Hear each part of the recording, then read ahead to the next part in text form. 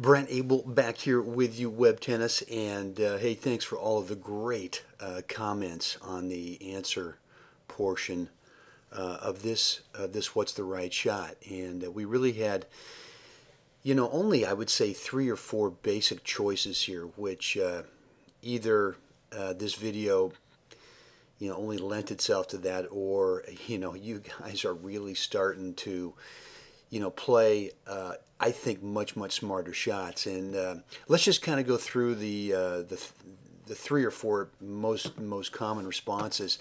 We had one sort of common shot choice, which was to play it down the alley here. Looks like Cliff might sort of let this ball, which is up high. I mean, you can't obviously see his eyes there, but the ball is above him.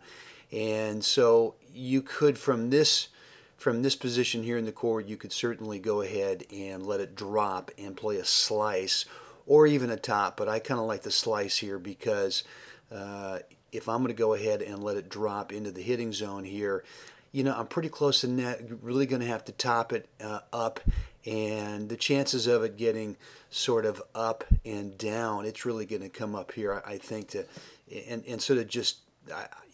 I just think kind of sit up here. So, my shot here is if I'm going to play it up the line, I really want to think much more about trying to play a slice that's going to stay down, and then you've got to make sure that you recover over here to a good core position. That was one sort of common choice. Another one which I thought was actually pretty good was to play it right here deep at Mai's feet. But, that's pretty tough for Cliff to recognize that Mai's actually inside the baseline and a little bit vulnerable right here in this court position. I really think that his focus from his eyes is much more up at the ball here and not so much recognizing where Mai is on the court. But still, if you want to play this shot and play it deep towards her and then make sure you've got enough time to move in, that's fine. The problem is if you play this shot at her, and let's say it doesn't go directly at Mai, but it goes a little bit more over here, even to her forehand, which we can see she's a lefty. If you play this shot and you don't have time to really cover up the middle here, you're hoping that your partner is going to be able to do so. And if that doesn't happen, Mai's got a really sort of a easy open space target there towards the middle. Another shot choice which I liked was to play this shot into, let's see if I can, there we go, was to play it into the middle between Mai, and we know that April is off the court here over by her single sideline behind the baseline, is to play it in the middle and to have Cliff recover back to a good net position. This is always a great shot choice because even though you're saying to yourself, look, I'm going to play this ball in the middle here, the chances are the ball's coming back. That's fine. And I really want you to sort of have that mindset that you can always play shots that are simply, your mindset is, I'm going to play a shot that's going to keep us in the point. The chances are the ball's going to come back. That's okay. And I think too often what happens here is you get into a spot in the court where you think, what, I got to hit a winner. So all that said, I'm saying that you play this shot in the middle. Number one, it's a safe shot choice in terms of being consistent with the shot. Number two is you're now forcing your opponents, who's going to take this shot. Number three, it does allow you to get some time back into the court. And number four, if the ball does come back, it's coming back out of the middle. And geometrically, and we're going to work a lot on this in upcoming What's the Right Shot episodes, is I really want balls coming out of the middle as much as possible because it really geometrically sets you guys up a whole lot better. And so that I thought was also a good shot choice. And then the other shot choice, which was the most common, was to play something wide over in here Not sure if it was quite this sharply angled, but yeah, let's say it was that sharply angled. That would sort of be the spot in the court where it would hit, and then it would continue to take April off of the court. That shot works if April doesn't anticipate it and get over there and get set up to hit a big groundie. And because what happens here is if Greg, Cliff's partner, recognizes that April's going to be able to set up, he's first thing he's got to do is make sure that the alley is at least appearing to be not a good shot selection for April, that it's somewhat covered. So he's going to have to move over, and Cliff now has to decide what's he going to cover, because he's got his partner over here trying to cover up the alley. So Cliff's going, do I cover the middle, or do I have to kind of come back in and sort of cover more of my alley? Because believe me, if April's out here anticipating the initial shot from Cliff to be out wide, and she's getting there and she's set up, she's got shot choices all over the place. I mean, she can realistically go up the line, she can realistically go in the middle, and she can realistically take this thing over the net back wide.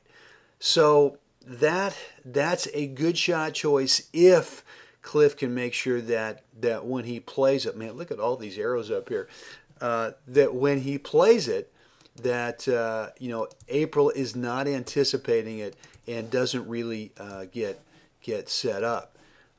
The other shot choice was, a few of you correctly recognized that Cliff has got a ball that's up high. And this is really, his setup is almost a slice, well, almost, it is a slice type of overhead. It's not really, the ball is not really high enough to where he could play traditional kind of flat overhead. And so the shot choice, and the one that you're going to see here, is that Cliff plays this nasty little slice drop shot overhead.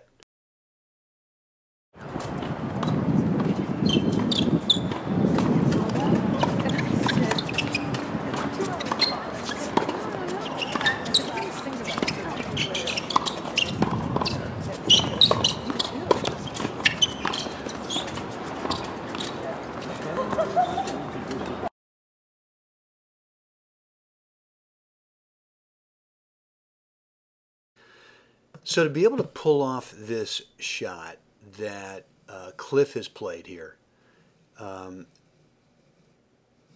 we're to do here is we're actually going to, I want to kind of pick this point apart first, and then we're going to go ahead and look at how Cliff plays this shot. And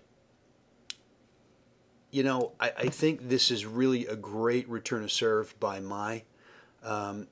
The only thing I'd rather see her do is that as it's out here wide, is rather than kind of reaching this way, where I think that she loses some control in terms of her accuracy, being able to play this lob a little deeper, is that she kind of hedges her bet, saying, you know what, I better stay close to my half of the court rather than one more step over here, which really pulls her out of her half of the court.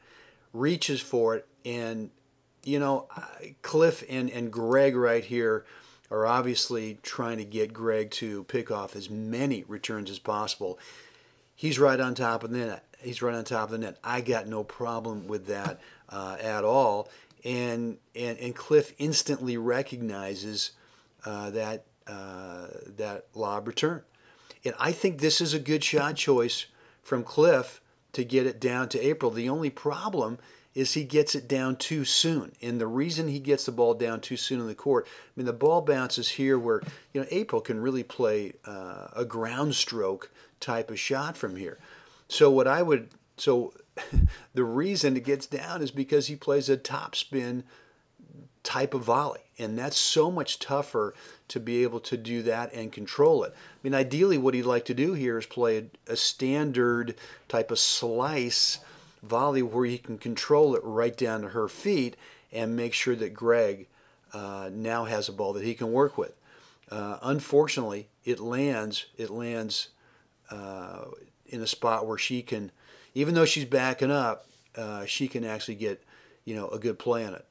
Now, Cliff plays a very deep ball here. Look at this. I mean, this is rough. This is a tough ball for Mai to have to pick up. And but let's back this up just a second and talk about, these girls, even though they're in no man's land, I know what they're thinking is they're trying to get up to net. They're trying to hit a ball that allows them to get up to net. Cliff plays again this deep volley, which obviously doesn't let them. The only way that they could get up to net is to anticipate that, what, this is going to be from Cliff. This is going to be a deeper ball, and that it's okay for either one of them to kind of move up and play it more as a transitional volley rather than waiting to see. And good deep ball. Greg, poaches this off. I don't like this volley. I don't like this volley position so much, or volley location, which is to the alley. Even though it works out okay, I would much rather see you guys right here take this volley and play it right here in the middle, knowing that whatever comes back is going to be coming back out of the middle. I got a little problem with Clifford here, and he and I play doubles on Mondays, and it seems like I'm always barking at him a lot. That, Greg's got the ball. Obviously, Greg's got the ball. I'd love to see Cliff start to move in on that. But that all said, April makes a nice stab.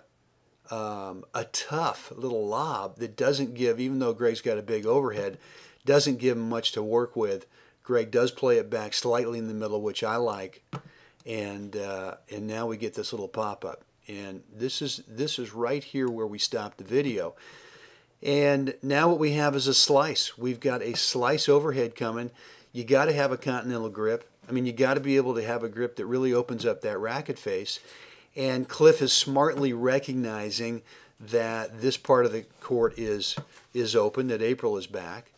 And he lets this drop into this nasty little slice overhead drop shot area that ends up for a winner. Mai's got the hands on the hips, and there you have it, folks. So that's a shot that is from time to time worth pulling out of the toolbox. It is something you definitely have to practice. It's technically, not an easy shot, but it's one that if you've got a continental grip, that you can learn how to play that shot. So curious as to what your thoughts on about this point, any part of the point, or this drop shot, or this overhead drop shot right below the video. Hope you enjoyed this What's the Right Shot episode, and have a great day out there.